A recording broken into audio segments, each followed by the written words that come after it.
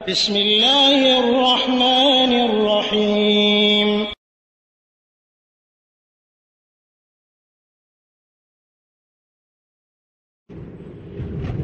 আলহামদুলিল্লাহি কাফা ওয়া সালামু আলা ইবাদিহিল্লাযিনা ইসতাফা আম্মা বাদ।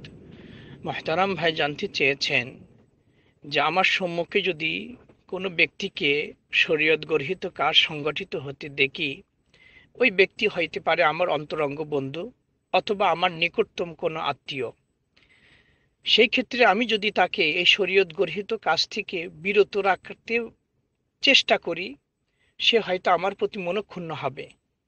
সেই ক্ষেত্রে কি আমি যদি তাকে শরীয়ত কাজ থেকে বিরত রাখি আর সে যদি আমার প্রতি গোস্বা হয়ে আমার সাথে দূরত্ব বজায় রেখে চলে কথাবার্তা বন্ধ করে যায়, তাহলে কি আমি তার কাছ থেকে মাপ চাবো?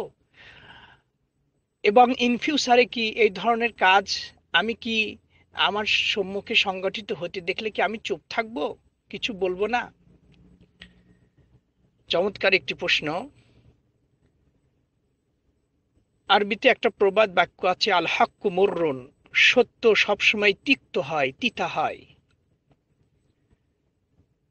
আপনার সম্মুখে শরীয়ত বিরোধী কাজ সংগঠিত হতে দেখলে আপনি যদি নীরবতা পালন করেন, এটি হচ্ছে উত্তম চরিত্রের বা উদারতার নমুনা নয়, বরং এটি হচ্ছে দুর্বল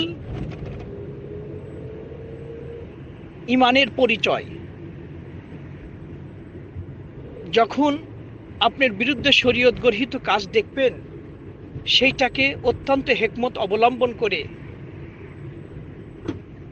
কাল, পাত্র, স্থান ভেদে এবং ব্যক্তি ভেদে সুন্দর ভাষায় ভদ্রতা বজায় রেখে আপনি রেফারেন্স সহ তাকে অবশ্যই বোঝাবেন যে এটি শরীয়ত বিরোধী কাজ, এটি করা ঠিক নয়।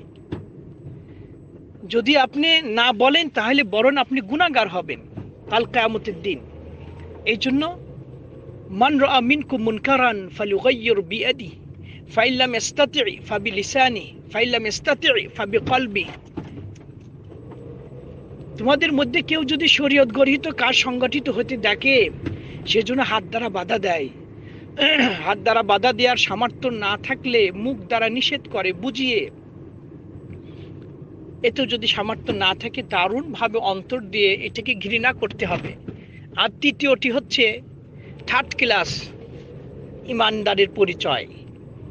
তো এই জন্য আমরা অবশ্যই তাকে নিষেধ করব, তবে নিষেধ করতে যে অবশ্যই ভদ্রতা, নম্রতা, হিকমত অবলম্বন করতে হবে। আর আপনি আল্লাহর সন্তুষ্টির জন্য ব্যক্তিকে শরীয়ত গর্হিত কাজ থেকে বিরত রাখবেন।